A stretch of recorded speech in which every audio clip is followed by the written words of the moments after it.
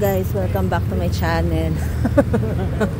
Yan, sa wakas narating na rin namin ang Bengue street food. Ayan, Diyos ko po, last time nagkandaligaw-ligaw kami para dito. Oh my God, it's here. Okay, bye. Dito kami ngayon sa sa Bengue street food. Kakain muna kami. Grabe, pagod kami.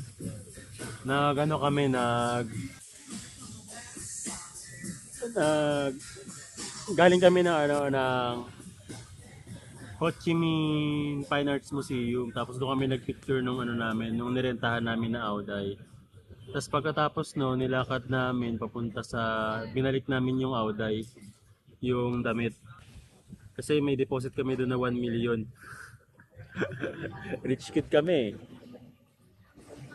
So ngayon, kakain muna kami. Kasi nilakad din namin galing kami sa ulian ng Auday papunta dito sa Bengue Street Market. Mas masarap kasi maglakad dito kaysa yung sakay ka ng sakay. Medyo magkakalapit lang naman. Pero yun nga, sa dami, nakapagod din. Naka 20 steps na ata kami, 20k steps na asawa. Ay, asawa ko, namimili siya. Napakit pa. Tingin ka!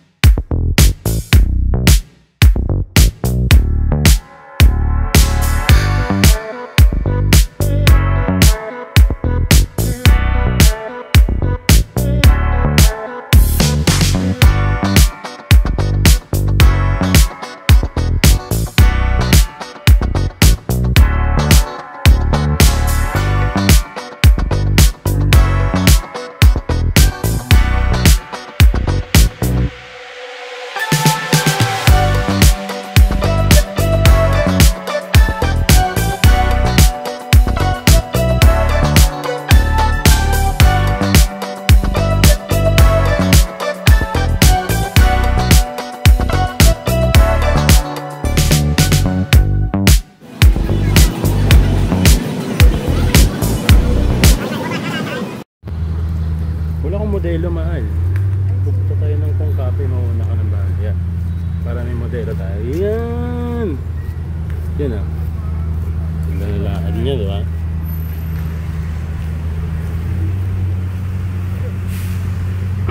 Punta kami ng Kong Cafe. Gusto daw niya ng kape kasi inaantok na siya. Pagod na ang duda. Tingnan niyo. Ang lawag talaga ng sidewalks nila. Oh. Ang sarap maglakad. Okay. Saan? Bastos. Kung ganyan. Okay daw po ako. Oh, minom dito tayo, minom kagabi Sa Tok. Minom kami dito kagabi ng kape din. Sa Tok. Ayan na. Ito na yung Kong Cafe. Ayos yun naman sa gilid natin Ayan, Kong Cafe. Picture ka dyan, mahal. Okay.